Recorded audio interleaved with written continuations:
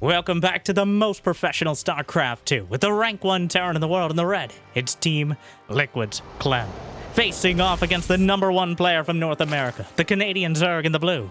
We have Scarlett in a best of 3 Terran versus Zerg showdown as part of the $10,000 Revival Starlink Season 6. And before we get started, it'd be incredible if you could smash that like button, maybe even subscribe. And we got the algorithm. Jimmy, what are we? 1,881 likes on this video, on this cast, and I'll cast another one. And I'll probably do it anyways, because I don't know what else I'd do with my life. But thank you for watching. Hopefully, you've had a good day so far.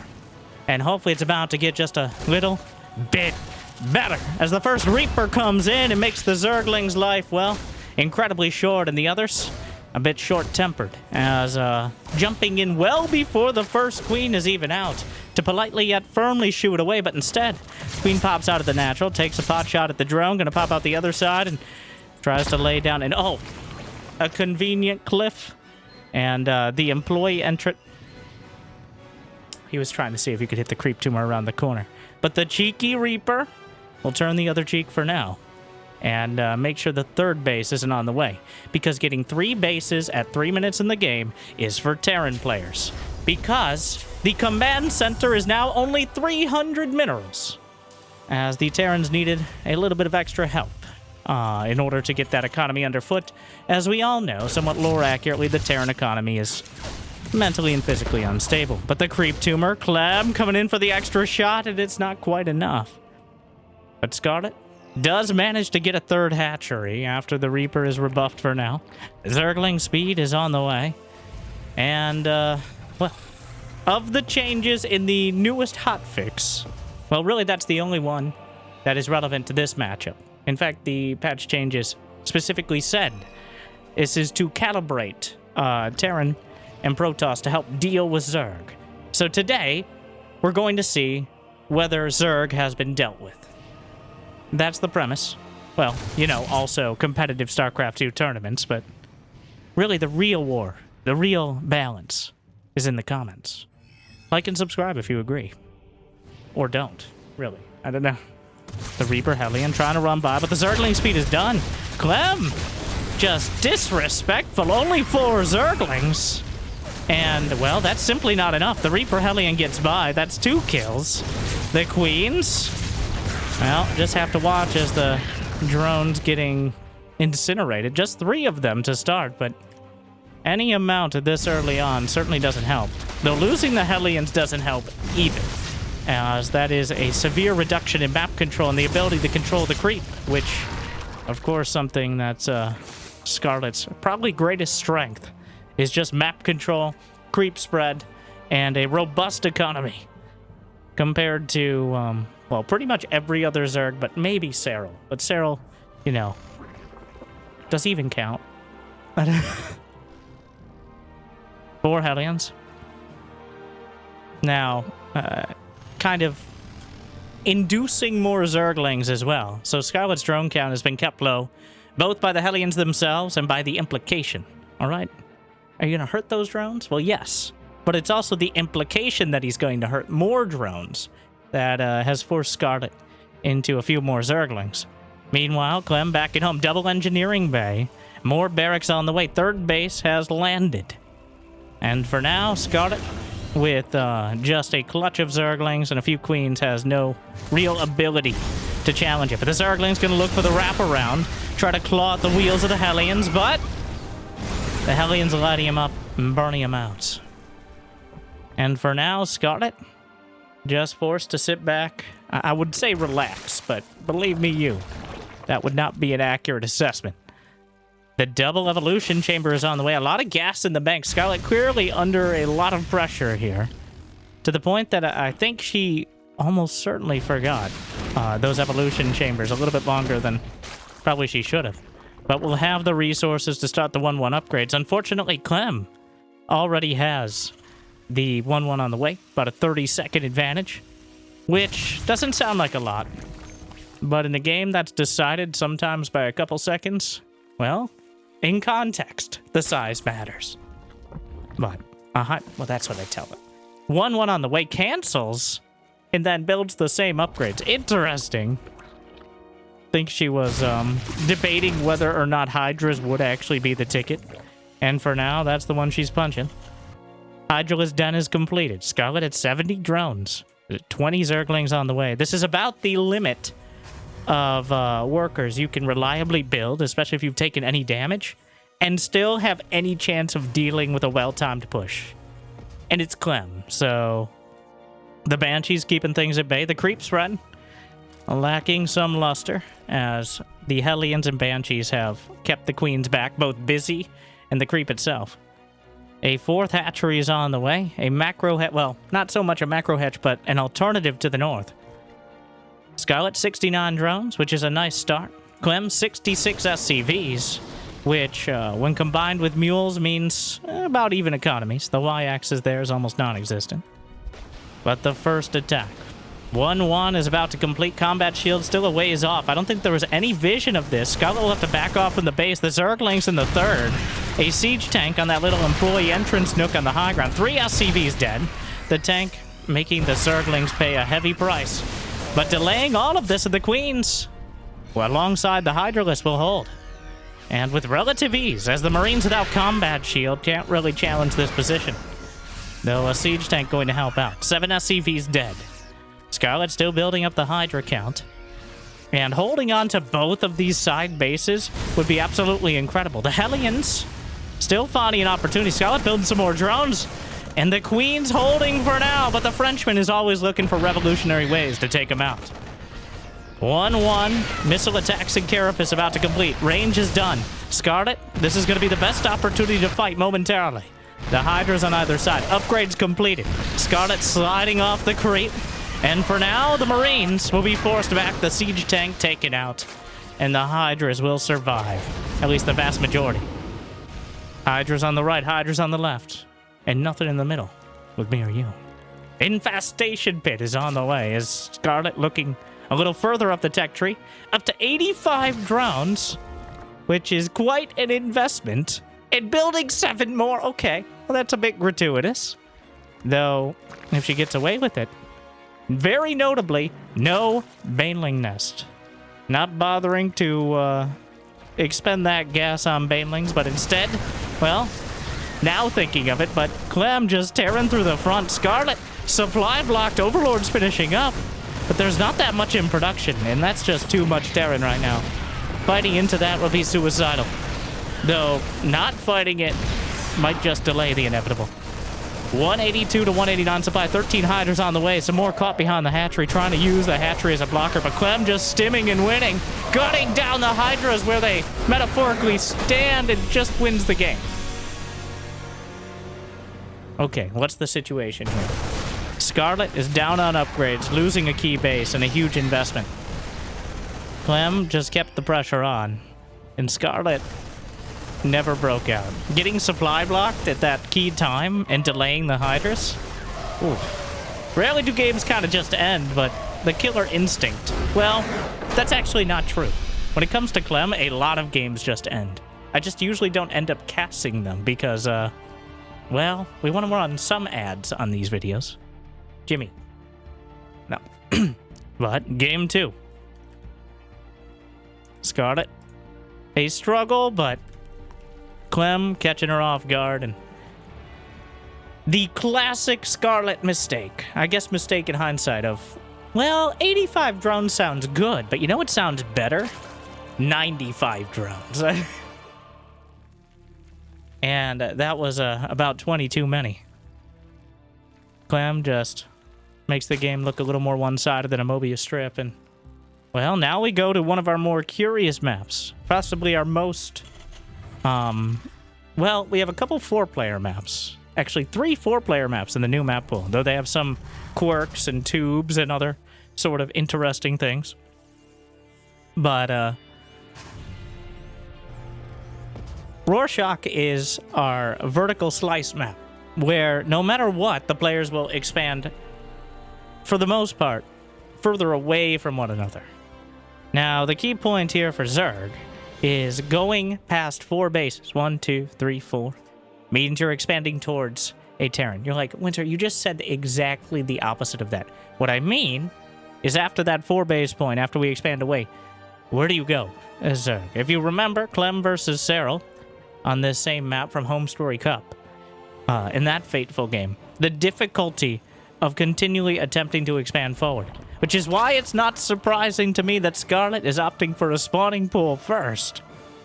Clem seems to have settled on the 1 Rax expand. You might think that, and good for you, by the way, don't hurt yourself, but you might think that the cheaper command center means command center first is now a great option. And I would say it is. But really, it's just every other build is just better than it was. A 1 Rax expand, a 3 CC with Hellions. You just have 200 more minerals. And, of course, you get those minerals probably quicker, because you're getting a quicker command center, getting a quicker mules.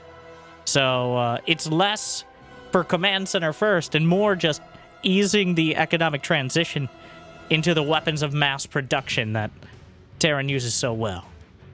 And that's what I think has taken a little time for Terran players to really react to. It does take an adjustment. Like, oh no, my steak is too juicy, my lobster too buttery. These are problems I must now deal with. Is the kind of situation as you have too much money too fast, and you actually kind of get supply blocked at odd times because of it. Though thankfully the command center is also 13 supply in and of itself. But the queen, hey, churlish, insubordinate, chicanerous, and deplorable. I don't. Suzanne! No, it's Susan. Suzanne? I don't. Yeah, he's coming. Susan? Sorry, I backed out for a moment. Now, the downside of the pool first is somewhat awkwardly, while you have a queen quicker, you do not have a second queen as quickly, because you don't have a second hatchery to build it out of yet. So, Scarlett, now catching up in that department, though you are significantly safer in that you don't have to build Zerglings. Where, on the other side, we see Clem. Is this? Interesting. Well, certainly, but the Reaper gonna split the difference. The Queen's again going to ask it to leave, and, well, the Terrans have never been one to abide by social conventions, let's put it that way. Lair on the way. And Mutas? We'll see if Scarlett, well, obviously getting a lair on 2 base, something spicy in store, something a little less macro-oriented. But it's also incredibly predictable. Seeing a lack of 3rd base on this map is already a tell for Clem. And, oh, not again. You can't come. Well, okay, well, this is bad. So it was bad before. Now it's worse. Not only is it more drones, but it's 2 bases, and he spots the gases. He's gonna get into the main. He's gonna see the, oh, now, wait. Okay, there's nothing, there's not even Zerg. Okay. Well, but wait, there's more! Hydraless Den. I think Scarlett had to go through the 5 stages of grief here and come around to, what am I actually going to build? I think, therefore I am. But this was likely angling towards a Muta build. But, and that's what Clem thinks as well. All right, that's what is so obvious to Clem at this stage. So, but Hydras can use this amount of gas. They are quite costly. We saw last game how devastating it can be. A lurker rush? Well, that's, oh, okay, all right. Well, that is certainly original. I'd be like, well, actually. Okay, so Banshees can fly, Lurkers cannot, is the main concern I'm seeing here. But otherwise, if the Banshees are removed from the field, and the Lurker Den is not scouted, well, the Hellions keep darting in. Clem is still on 2 command centers. Realize it, like, not getting greedy. Still the same amount of bases. Building missile turrets. Anticipating mutant. It's gonna be a lurker drop rush, which I appreciate the originality. I do think this is an off-the-cuff, like, fuck it, we'll do it live sort of build. Jimmy, edit that out. I don't know. But, pardon my French. The Banshees won a strong gust of wind away from death. But the knitting needles don't fly nearly as far. 6 more drone kill. Well, she's gonna attempt a lurker drop. There is a Hydra. Wait, is that the No, that's full health Banshee. Damage health bars. It's just hard to tell when there's no health bar. Okay, so... Oh yeah, the healing shrine in the middle here. That is a changeling. Unfortunately, the Banshee... Yep, that's a Banshee. The Overseer. Yep, guys, it's a Guys! Hey! Hey! Okay, so here's the unfortunate outcome. Before the game even just ends. Oh, so Scarlett saw a missile turret because Clem expected mutas. So you built missile turrets, which are already a counter to the lurker drop. Congratulations. You played yourself. Which brings us to our next challenger. Oh, you thought it was just Clem versus Scarlett all day? Well, I did nothing to make it seem like it wasn't. But believe me, we have more. But wait. There's more. You may have heard of the former world champion, Rogue, in a best-of-3 TVZ against Clem. Scarlett, well, Scarlett with some tough games. Clearly not her best, but also unable to even hit the ground walking, let alone running, every single game. Clem using every unit to his advantage. And I've deemed... So, let me do a little meta discussion. This game doesn't end within the first 5 minutes. Spoilers. I debated whether I'd just keep adding up the score, but I think I do a disservice to both my own arguments and to those who just prefer spectating the game. I show you these nice, long, drawn-out, dramatic games. Today, we're going to see regular games. All right? So, in case you didn't know, you're going to see the games that are played 90% of the time, as opposed to that top 10% that usually draws out the best clickbait. But I think that I've personally, and you know, it's an incentive for commentators and YouTubers and all that to give you the best of the best. But that, I'm not saying these games are, I actually don't know how these games go. They're just not as involved as, say, Rogue versus Beyond that you may have seen recently. And by that, I mean our last video. It's a roundabout way of saying we're going to see some real games. We're going to see what Clem's doing every day, day in and day out. And what is he doing? He's slaughtering every single Zerg that isn't named Cyril. And what was he doing before the patch? No, I was talking about before the patch. It's just worse now. So, welcome to Clem's Slaughterhouse. Take a seat. Have a look around. Every matchup you wanted will not be found. You're gonna find Terran, some Zerg. The Protoss are gone. But, well. Actually, that's not true. Now, the real tell on Protoss versus Terran, or Terran versus Protoss, Clem is playing TVT again. I'm not sure if that's because the patch changed up Protoss so much he'd rather just play TVT, or he thinks, or it hasn't, and he just thinks Protoss is weak. But recently, since it, in the last week or so, we've had this hotfix too. The Clem has lost several TVTs. So I think it's only a matter of time until we see him partaking in Protoss yet again. But for now, Rogue. Reaper popping in.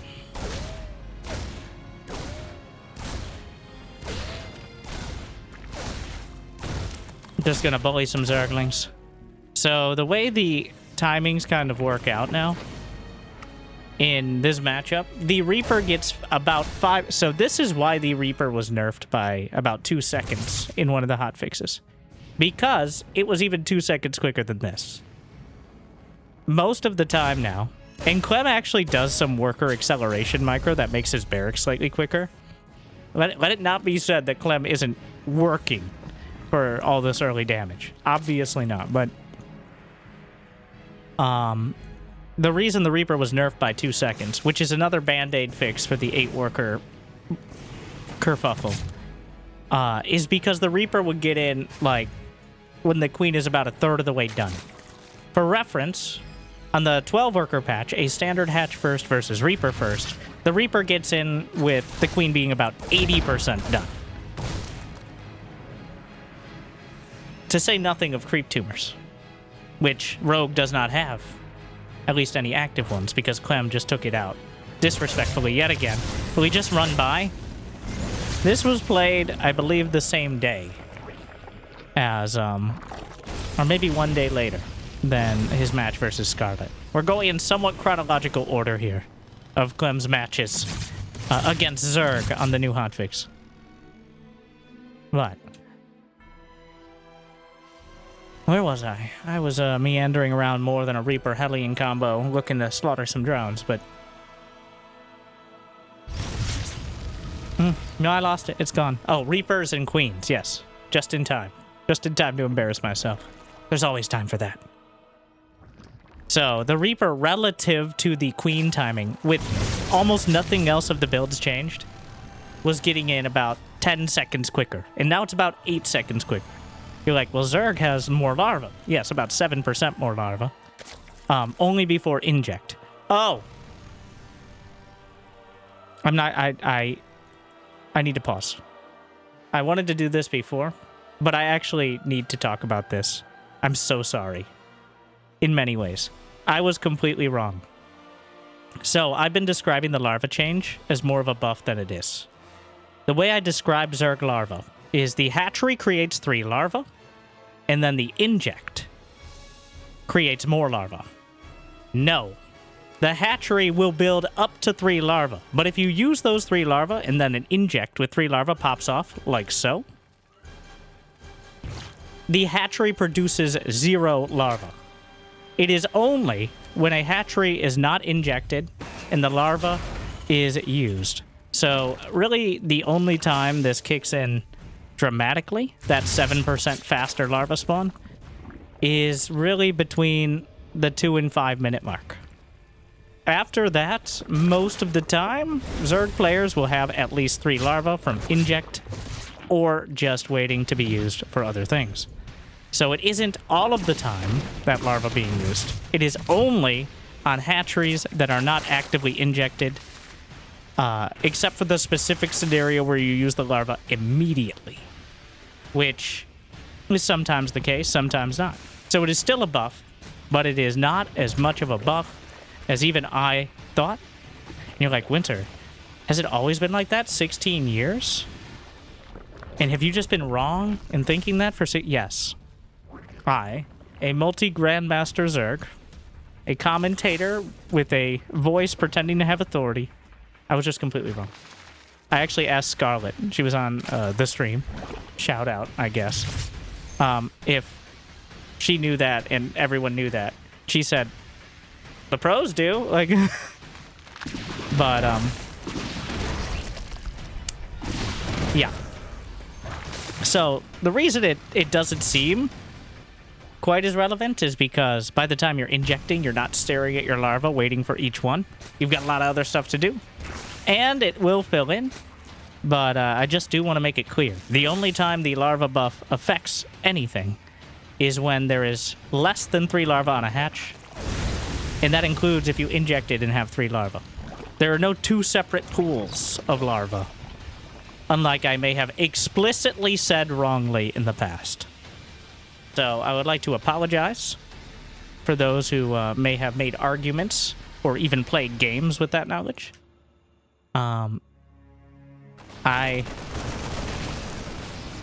Painful to learn that.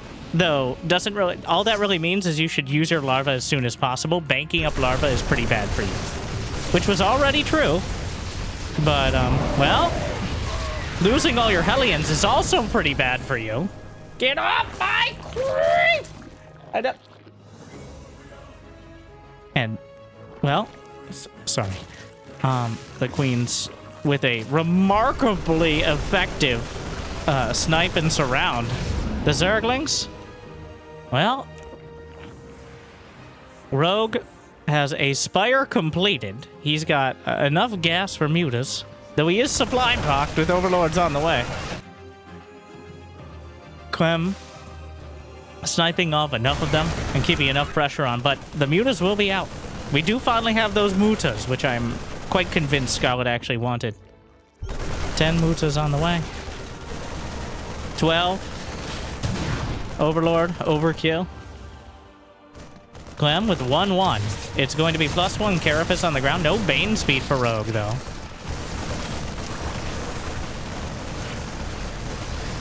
Widow Mine's out in the way. Oh, no. Oh, tries to... Well... That certainly did not go as well as the first fight. Clem destroys the hatchery, obliterates dozens of Zerglings, loses a grand total of 4 Marines and 4 Widow Mines. He will lose some of these medevacs potentially to mutas, but the mutas are swinging into the main where just a few Marines will take them out. Rogue looking the other way. And now those mutas looking at the units lost tab. Oh, and the double drop survived. And he's just gonna drop. Well, the Spore Crawler, the real MVP here. But again, the Marines are able to drop out, might be able to snipe off one. Drags the attention away. The Marines and Mines down the center.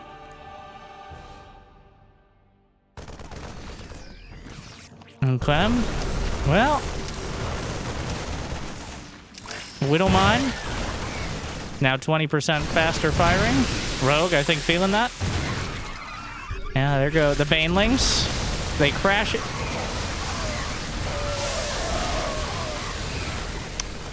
Yeah, what Banelings? The Banshees over to the right, the Banelings. Well, looking the other way. Another round of Banes, they make the difference. But the Banshees keeping him busy. Rogue still at 85 drones.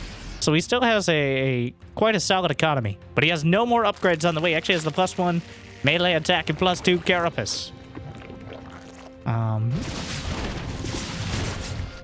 So,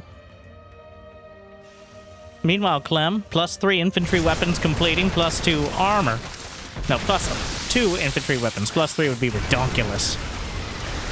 The Banelings nowhere to be seen. The Widow Mines also nowhere to be seen, but that's because the Overseers died a while ago.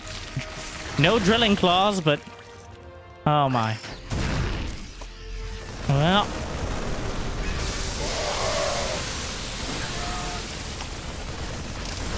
The Widow Mines. And Clem's at 200 supply, upgrade advantage, takes out the hatch again. Widow Mines picks up, slams into the mutas. Well, these Banshees just refuse to die.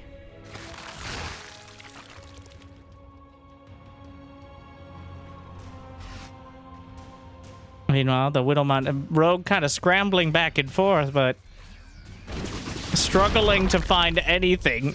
Clearly, the mutas, I don't think, have crossed the halfway mark of the map, which is certainly not the ideal use case. He's got an infestation pit started, but Clem already has +3 infantry weapons and armor on the way. This entire army could die to 4 Banelings. Somehow the medevacs would explode in solidarity, and it would still be a difficult situation for Rogue. The army will not die to 4 Banelings. The army might not die to 40 Banelings. As Clem parts the Red Sea, Overseer, GG before the fight's complete, and Clem tearing his way through to another decisive victory. I'm still embarrassed about the larva thing, all right? But I think I needed to make that clear, because I know I explicitly stated that that wasn't the case. Not realizing that that was even a possibility. To be fair to me, I didn't see any comments calling me out, all right? So, most of my viewers are lower level than me, which makes sense. Or less knowledgeable. Or I only cater to that denominator. Anyways, speaking of common denominators, Clem takes another one.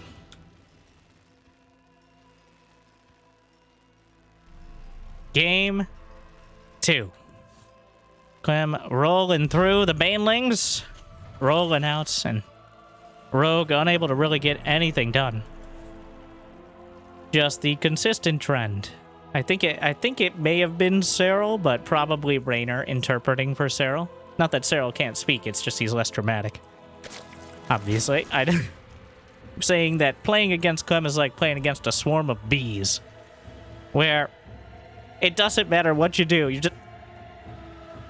Matter of fact, Widowmine, Banshees, ugh. There's just... No matter where you look, you focus on one, you're going to get stung by another. And it's... on paper, mutas are one of the best ways to deal with that. In practice, the mutas die before they can even see what hand is dealt. So... Clem, another decisive victory.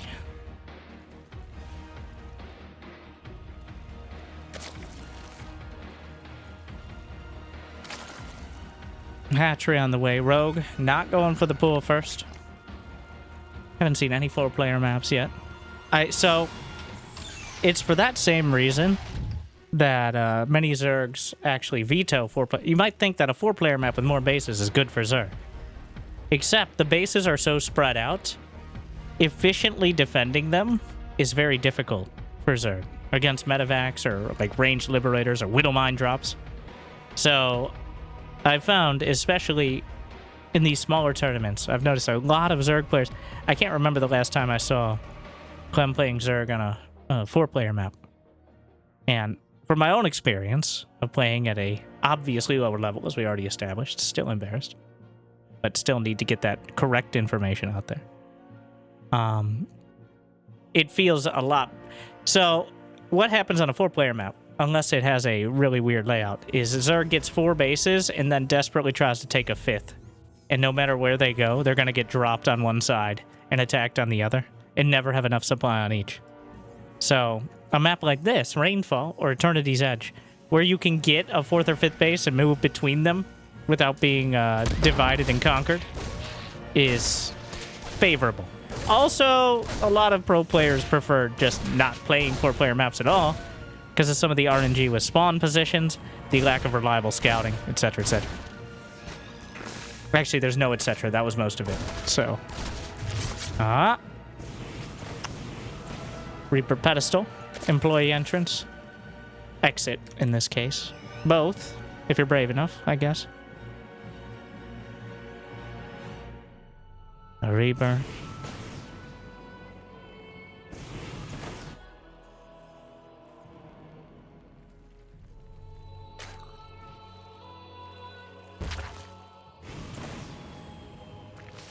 Maneuvering. Not much for the queens to do besides shake their knitting needles at it and hope that he looks the wrong way for a little bit too long. The Zerglings anticipating the Reaper's arrival, shuddering with anticipation. I like how he popped back in knowing the grenade would hit. That could have cost him the Reaper. It didn't. It almost never does. But the hubris to do so is the more relevant point. 3rd command center nearly done. Just a slight bit ahead of the 3rd hatchery on a Rogue.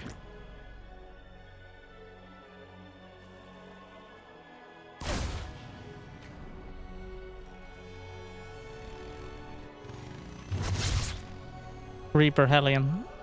Again, just even 2 Hellions and a Reaper, an existential threat in Clem's hands. Rogue goes with 6 Zerglings. Clem chooses to respect it. Did not respect Scarlett's 4. But unfortunately, the drones are transferred, and Clem, he knows they're Zerglings, but he's essentially calling the bluff that there's more. Any more than that, and they could easily get caught and killed, but... And it's extra risky. 2 Hellions are not enough to destroy Zerglings in a single volley. Takes 3 hits, though the Reaper changes the equation a little bit. So, if there's... Little double Brenda bounce, pops the creep tumor, and, well...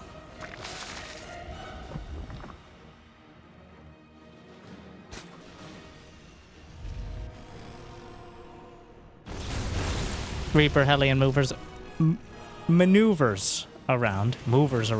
Technically right. No, I mean, the spiritually right, technically wrong. So I'll take it. Movers around. Meanwhile, Banshee, waiting for its opportunity. Already the Overseer on the way. A Spire. He's gonna try the Mutas again. The Double Engineering Bay Clem, showcasing pretty much the same, well, the game again on Rorschach against Scarlett. Clem did go with a more aggressive 2-base, seeing that Scarlett was on a more aggressive 2-base. But all 3 other games so far, we're seeing the 3CC. Are those SCVs stuck in a prison of their own design? One of us. I'm pretty sure they're stuck. Somehow he walled them in with engineering base. Help me, Step Clem! I'm stuck! There are some sneaky ways you could actually get out of that. And there's also medevacs. Or you guys could just kill yourselves. I know. Whoa. If it was late game, that's what I would do. But otherwise. Well, they get a mandated work break because of their own incompetence. Weaponized it. The Queen's stepping quite far. The creep actually extends under the fancy pond here. It's just kind of hard to tell.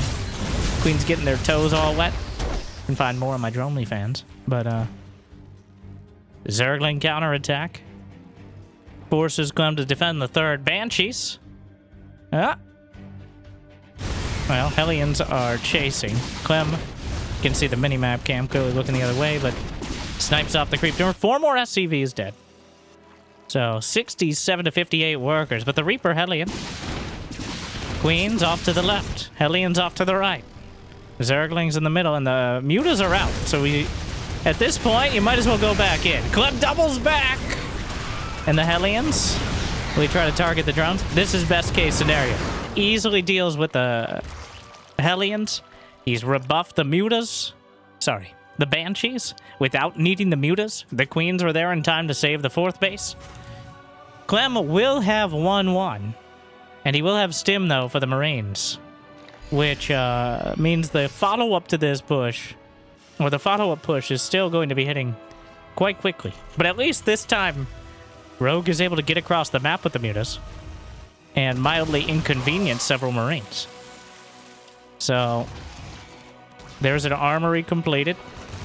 Hitting the 4th base. The Banshees softened it up, but they didn't finish it off. There are Banelings, but without Baneling speed, they're more like target practice for Clem. Rogue is gonna try to hold this. Which, well, the target fire, the Mutas, the tanks are tanking for it. The hatchery holds. And what a save. Rogue, with significantly less units than I thought he'd be able to, manages to hold the base. The Muta count threatening enough, unable to target the Banes, but Clem stimming reinforcements across. Combat shield not quite done, and until then, Banelings are absolutely deadly. Unfortunately, without Baneling speed, there's no chance of chasing off the creep. I'm keeping up the production, adding the Widowmons in.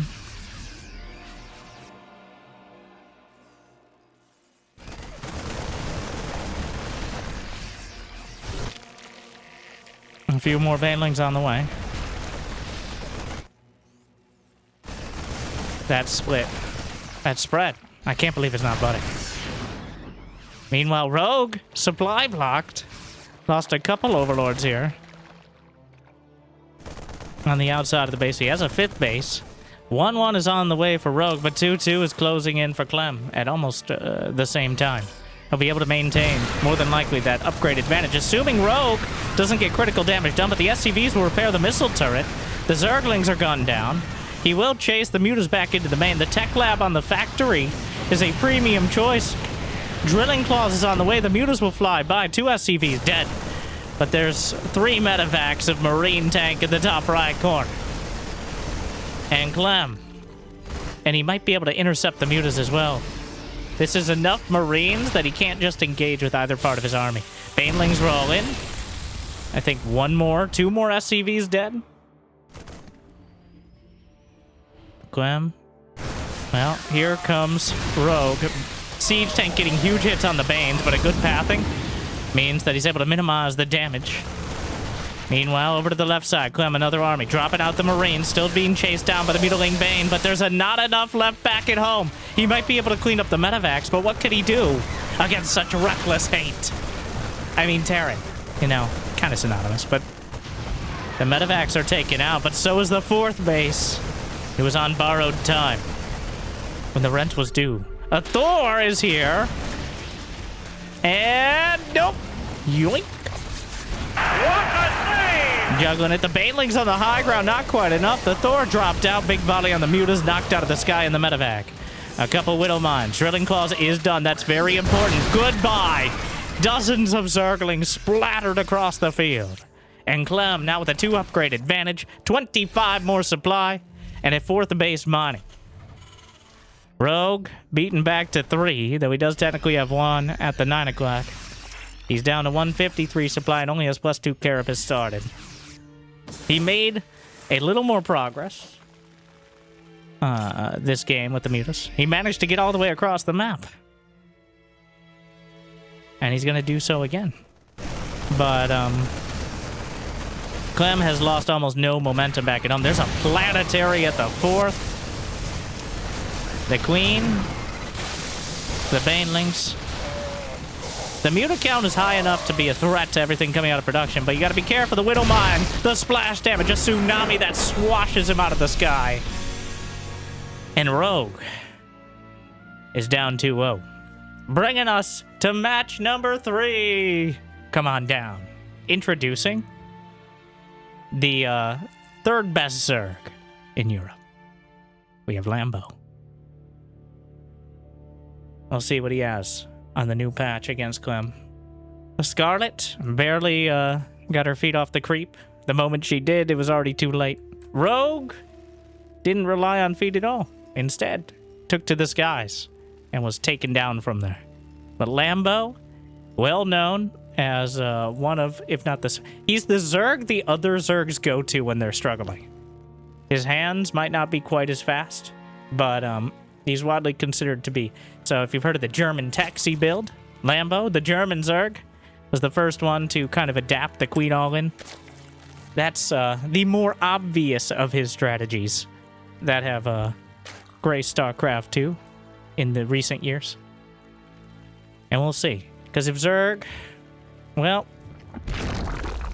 got an extractor trick, tricking your supply into thinking that you have 1 less by putting a drone in an extractor, building another drone to fill it in, and then, surprise, drone's back. Just like Terran buffs and hot fixes. So, that is used a lot of the time to get more larvae started, especially when your Overlord's building. Get a couple more drones early, and to look super cool. That's why you see sometimes Zerg players exploding extractors seemingly randomly. There's less need for it, I think, now than there was with the 12-worker start, but a lot of different builds are very particular about the exact timing.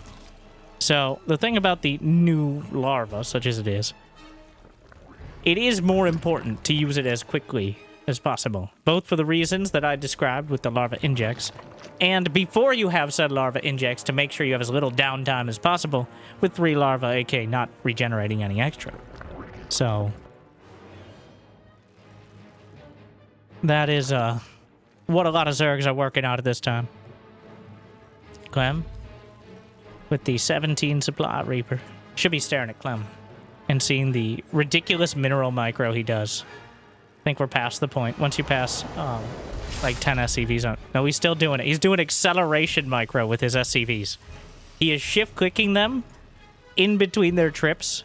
He does it a lot more at the beginning of the game, which cuts out that slight bit of acceleration time when the SCV slows down. It's only worth doing if you have 1 worker on a patch. And it's only worth doing if you're perfect at the rest of your build. Because if you do it perfectly, you get like 10 minerals 2 seconds faster, which translates into 2 more seconds on the Reaper, which translates sometimes into dead drones, if you're Clem. So yes, he is really pushing a lot of the intricacies of the game to the absolute limit and has worked out incredibly precise timings for all of this over the years. So pretty much the opposite of the intern's patching method. So the Reaper gets in, the Queen pops out, grenade comes through, another Queen at the natural, but only gets one Zergling kill. Lambo, he's gonna try a creep tumor, he knows. A hubris. Susan, you should have. Really?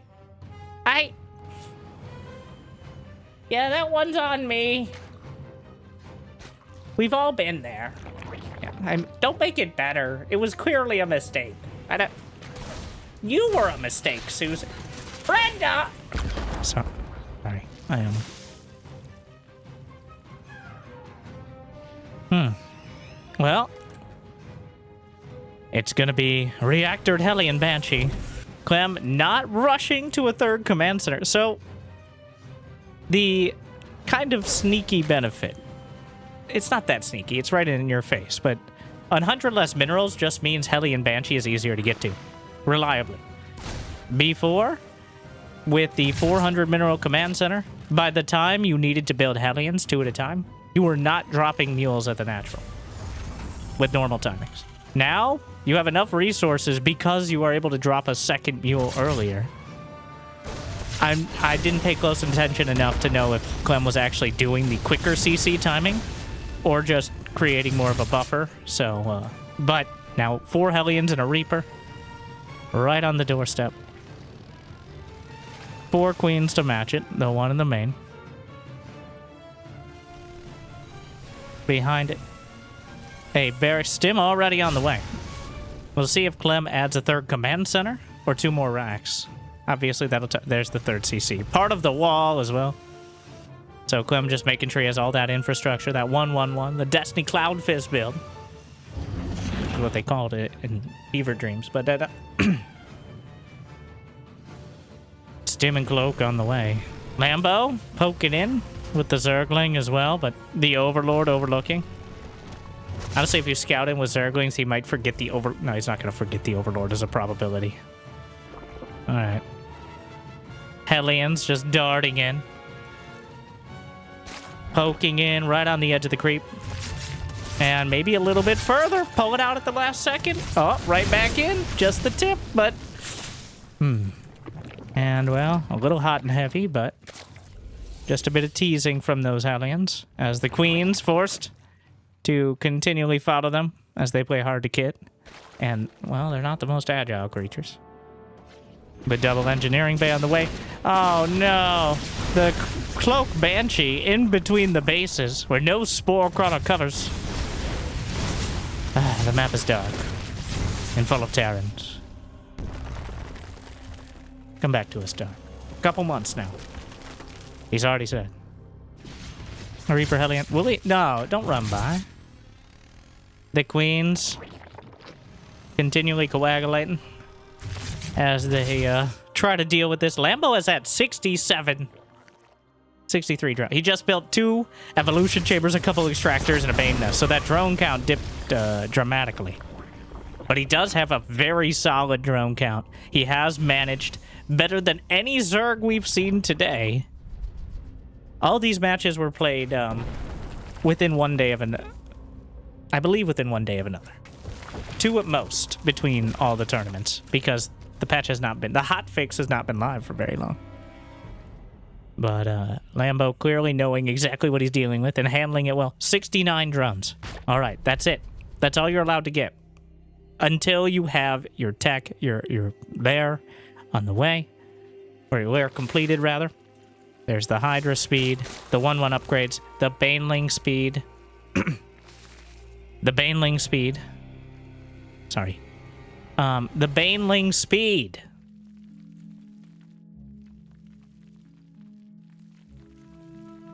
Yeah, I know there are other things happening. That's by far the most important one, though. Uh-oh. This is bad.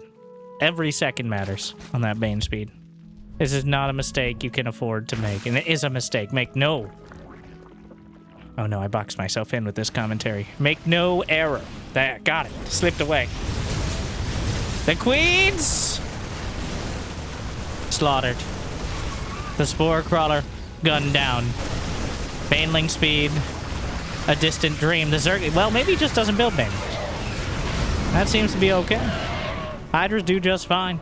Clem gets knocked out, 4th base health. You know, ye of little faith.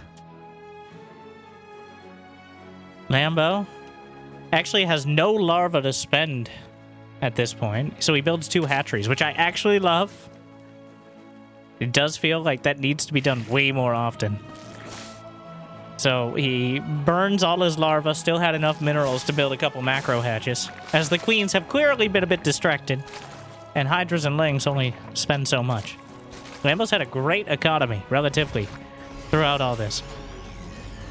The creep spread, lacking luster. The baneling speed still a long way off. And that, it was a mistake. All right, it wasn't a strategy, it was a mistake. You can't afford that. He's gonna try to chase, but Clem targets the banelings. Yeah. He targeted the Bane with the Widow Mine. Didn't even deign to use the Marines.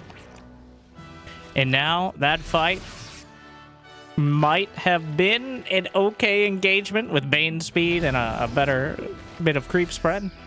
Instead, it's a rout. He's forced to sit back, rebuild. Clem working on 2-2, and most importantly, Clem untouched. He's building up to 8 barracks. He's got 2 factories. Yeah, he's got 2 factories coming online. So, Lambo coming in from both sides, rolling down the ramp. Drilling Claw's about complete, but the medevacs pick up the survivors. There's another attack over to the left side, the double-double. This is your warning, the Clem action cam. Over to the right, production online. Knocking out the Spore Crawler the moment after it roots, making sure he re-rallies. Takes out a hatchery, back to the corner. Banelings? Nope. Gets in, gets out. And clears up the creep, sees the macro hatch, Widow Mine. Right on the edge. More supply depots. Clem drops out into the corner of the little balcony there. There's nothing to defend. The Hydra's a little out of position. Picks up again. Slips over to the side. 2 Overlords for free. Lambo already hard supply block. Clem can't know that, but he can have his suspicions. More SCV production. Sensor tower. 4th base. Widow Mines. 2-2 about to complete. Back corner. Good trade. Picks up. Gets out. And Clem is nearly maxed out. Keeping the pressure on. Keeping the production up. And keeping Lambo down. He's trying to breathe, but Clem strangling him. 1 stim at a time. The Widow Mines. Clem continually. Well, if he's not going to be... If he's in the main, he's not at the 4th. If he's at the 4th, he's probably not in the main. The Widow Mines will slam into the Overlords. Scans forward to make sure it's safe. And the base is under fire. Clem picks up again. He's maxed out. The Widow Mines unburrows, reburrows, but a Prairie Dog micro, another shot, knocks it out. Reinforcements continuing across. And Clem is just absolutely unstoppable.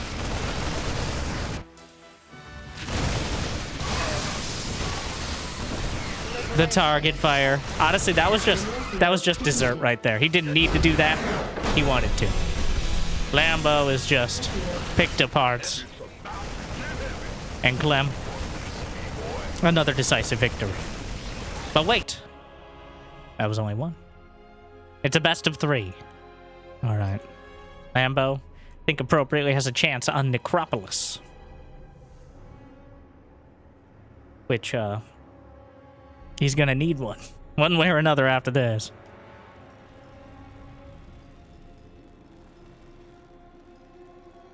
Clem, I'm gonna stare at Clem now. As we were doing before, but we gotta see the amount of mineral micro. A Grandmaster at work. That's why his worker count fluctuates so much, because technically a lot of the time he's doing this mineral micro, he's not mining. Or so the game thinks. It's just because he's doing that shift clicking and technically not gathering at that moment.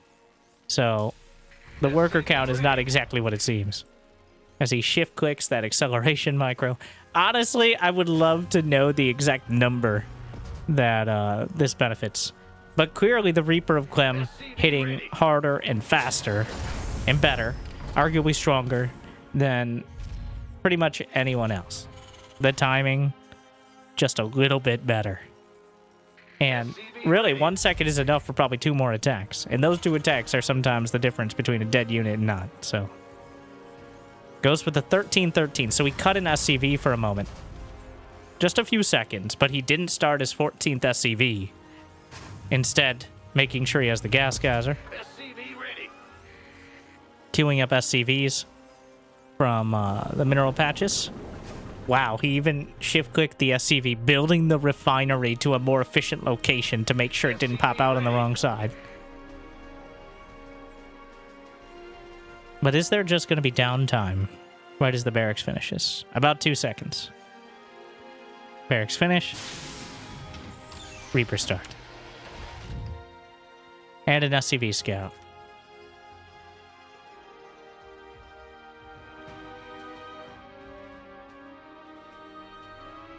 The devil's in the details, and the details aren't always in the production tab, but they are now.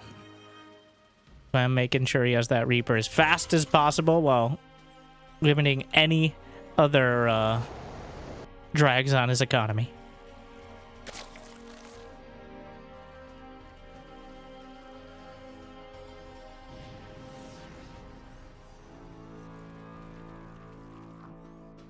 Reaper heads across. So the SCV scouted the hatchery timing. It doesn't matter whether or not Lambo has gas. The hatchery, it's physically you could only build a hatchery at a certain time and have so much behind. It's just basic math. So he knows that there are no Zerglings slipping behind it. In fact, might be a little surprised to see no Zerglings even out by the time the Reaper gets there. That timing paying off.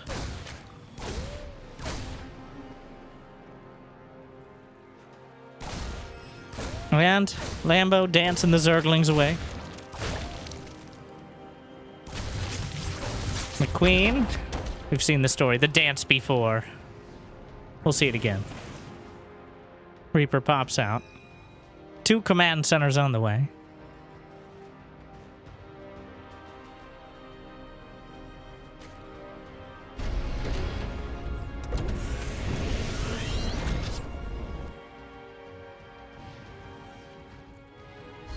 And, well, you know the script. Deja vu. We've just been in this place before. Hellions. Tech lab on the barracks. Did I lie about the Hellion time? No. Okay. Mule dropping. Though, oh, it's the timing of the 3rd command center. I'm like, why did he not have Hellions building? Like he did last game. Was I lying about the mule? No. The 3rd command center is where his minerals went before adding on the Hellions. Alright. I've accounted for them. I mean, the 3rd command center is only 3 Hellions worth in minerals, but still.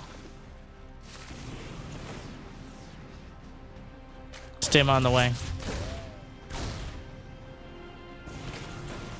This is Clem's bread and buttered biscuit build. Sometimes he'll mix it up, like against Scarlett when she was doing the 2-base timing. But for the most part, if it's going okay, well, this is the ladder grinder build as well, to an extent. Like, Reaper Hellion, 3rd CC. If you want to follow the script, it's going to be 2 more barracks, then 2 engineering base. And me lying. By the way. Wow. He built a 2nd rack, so I'm just blind. What a day today. I'm so blinded by my frustrations that I can't read a production tab anymore. 3, 2, 1, 1. He's giving Lambo more respect. I'm sorry. I just assumed it would be Banshee. I would rather not assume you're Banshee, okay? But instead, double medevac drop right off the bat. I think Lambo has suspected something like this. A Baneling nest on the way well before a lair. Which means he's not going for a Bane nest. He's building plenty of drones. This is a defensive Bane nest, which you only build if you suspect Hellbats or a quick medevac timing. So he's clearly figured that one out. Yeah, I guess scouting 2 barracks would do it. Wow, I'm off today. But The medevac's on their way out. There's still a few Hellions to work with. Couple Hellions. Gonna try to keep the pressure on early. Throw Lambo off. Already clearly, Lambo was prepared to deal with the Hellion Banshee. That was actually one of the best early defenses. It's just he couldn't translate it into actual damage. So, Clem mixing it up with the early medevac drop may very well give him better results. Like, but he already won. I said better results! More quickly? I don't know.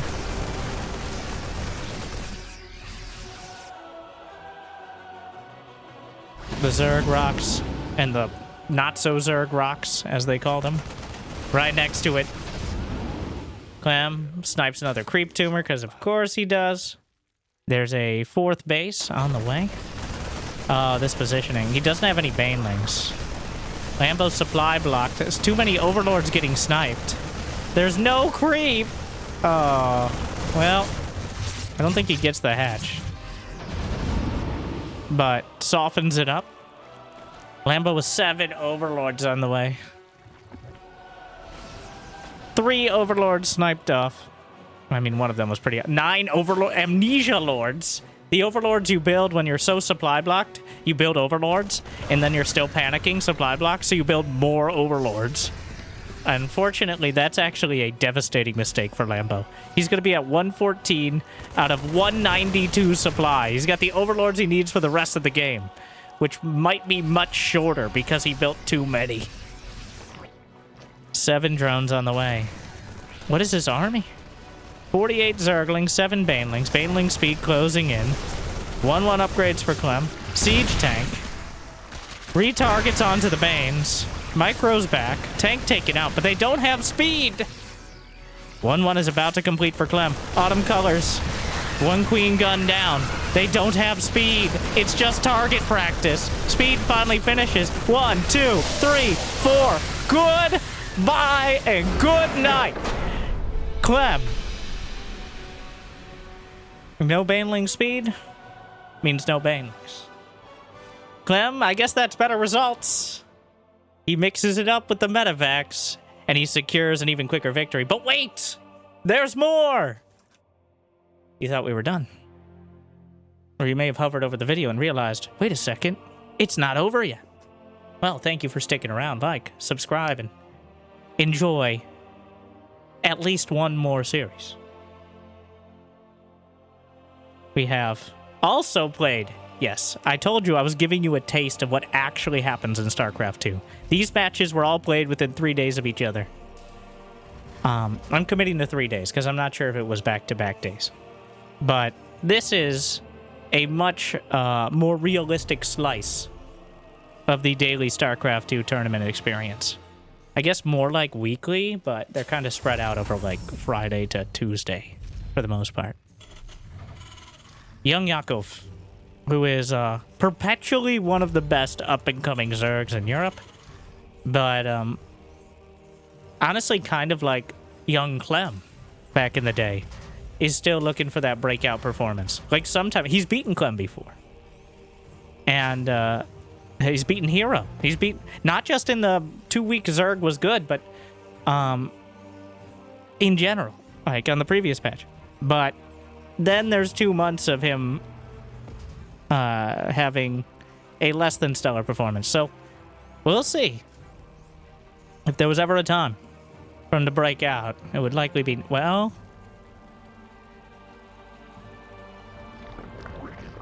that's a spawning pool. See, I know what they look like.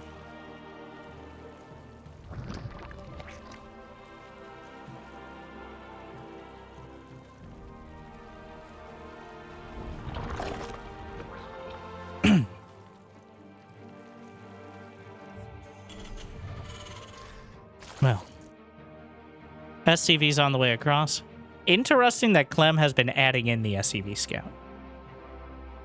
Not exactly a guarantee on the 12 worker start, but I think with the extra benefit or the extra safety / efficiency of the command center, you could afford to send out an SCV, have it scout everything, and still be economically ahead of where you were. On top of the fact, you no longer will die to random all-ins if you happen to not scout them quite in time. So, in fact, the SCV is sticking around because he wants to see how many Zerglings come out of the base, because there's no jumping down a cliff and circumventing this SCV. The Zerglings will be spotted if they come out. And Yan Yakov just going for the most defensive pool first. He does have gas. He does have speed on the way.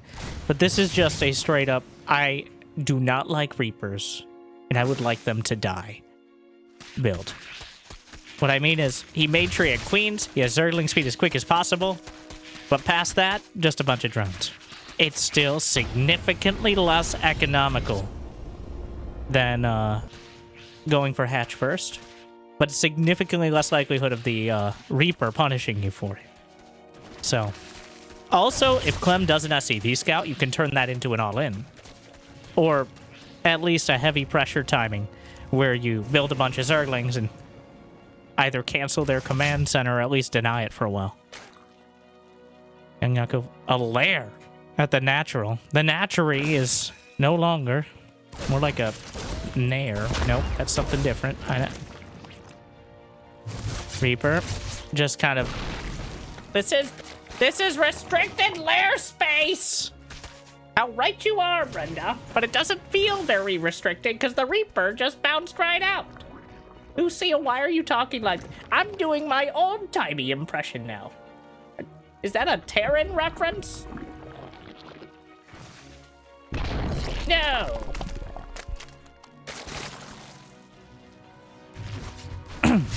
Well, the Reaper Hellion. Now, a little ironic, I guess, because of the order we watch these games, but it's a German taxi build. Or at least that seems to have been the intent, as Overlord drops on the way. He's going to try a Queen Zergling all-in, which is certainly... So Clem has 3 command centers, but he's scouted this for quite a while. It's just a bunch of Zerglings with some Queen... Yep. Could you... Why are we all in the same one? We fit. Not comfortably. I don't...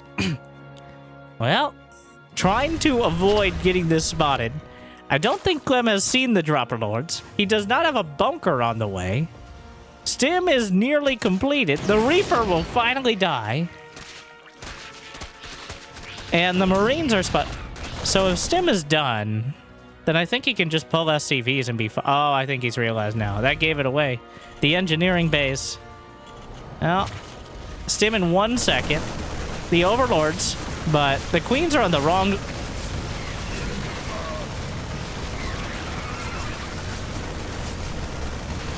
Well, that didn't work.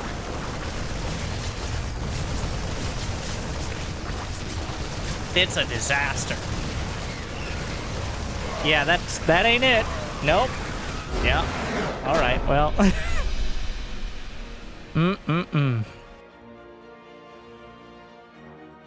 Nope. Clem just...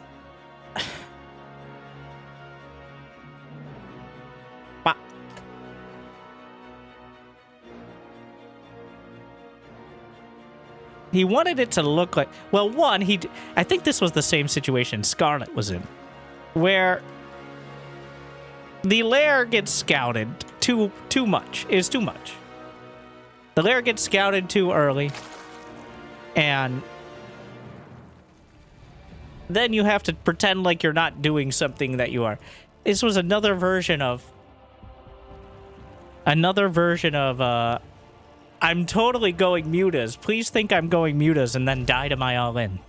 Which, well, some very advanced GLHFs here, which we rarely see. So usually the players say GLHF in the lobby, or right as the game starts during the countdown, which actually doesn't show up in the replay.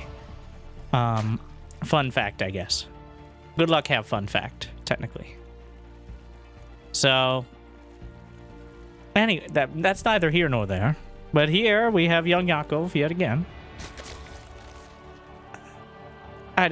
So when is that good? When is that even good? It looked terrible. The best case scenario is Clem is going 3cc, Cloak Banshee. Or even better, Uncloaked Banshee.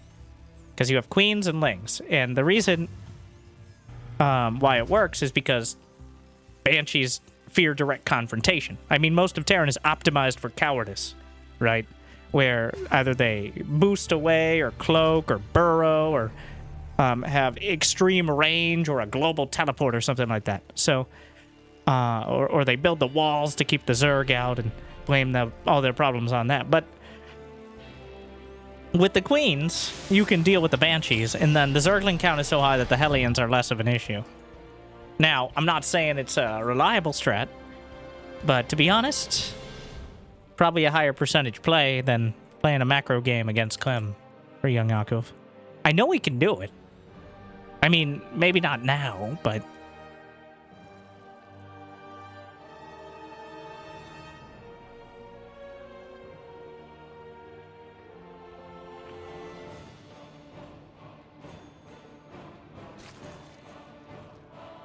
Pool first. Another attempt. So we saw what happens with the hatch first. We saw what happens with the pull first. This does leave some ambiguity. It leaves the question of whether there's more behind it. So the Zerglings are out. He slips 2 by.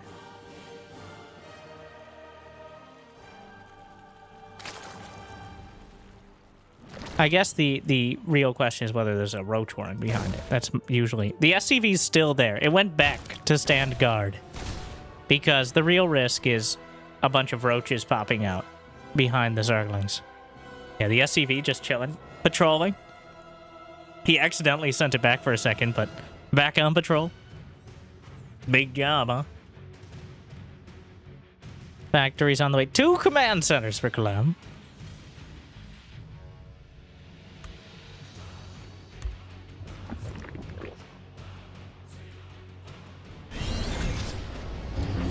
We're gonna see...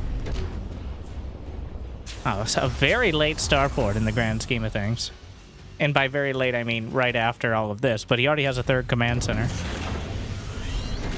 And, well, maybe I should have stuck to my increasingly more existing guns as a second barracks is the choice instead of a starport as the 3rd tech building. Might get an SCV.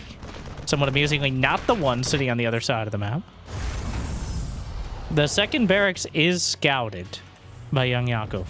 So, he has a lair on the way. But the Reaper... Oh my. Okay. Has the Reaper seen it? No. But it has seen a severe lack of 3rd hatchery. Clem, need I remind you?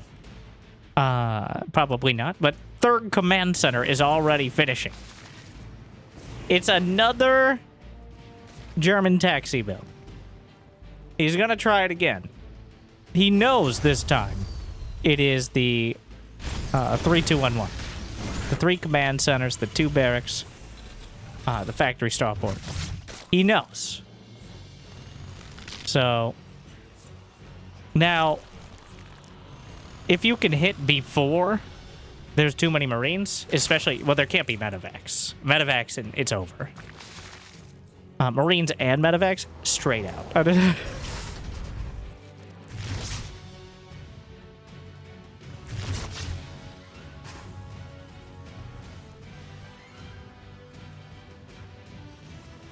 So, it's 2 base. He's trying to sell him on the idea that this is Mutas again, I think, but I don't know if Clem's buying. He's sitting with his Marines in the main. Here come the Zerglings. The SCVs are pulled. He's going to stand on the top of the ramp, but the SCVs can be used...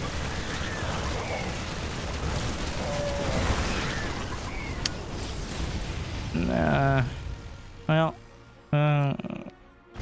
that ain't it.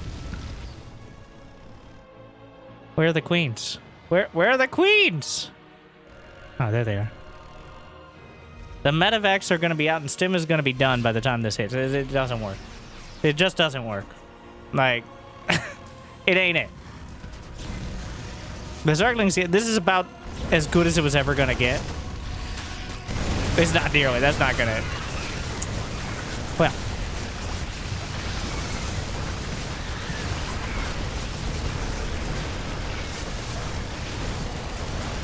And so concludes every single Terran versus Zerg game that Clem has played since the new hotfix. You might be like, well, Sarah or Raynor weren't here. Yes, I noted that. But this is who we had. Clem with a casual 8-0. And you might be like, well, Winter, Scarlett and Rogue even aren't on his level. They are not. Even less so, I think, now. But this, I hope, was a better demonstration of what Terran versus Zerg usually looks like. And you might be like, well, wouldn't a Clem have beat most of these people before? Well, Rogue, closer to 50-50. Scarlett, almost certainly, yes. And Lambo and Young Yakov, of course. But just wanted to give you a better idea. And honestly, for my benefit, where Clem is just so good. And I think it gets lost a little bit how incredibly good he is, because he makes it look kind of easy. It's not. Terran is not easy.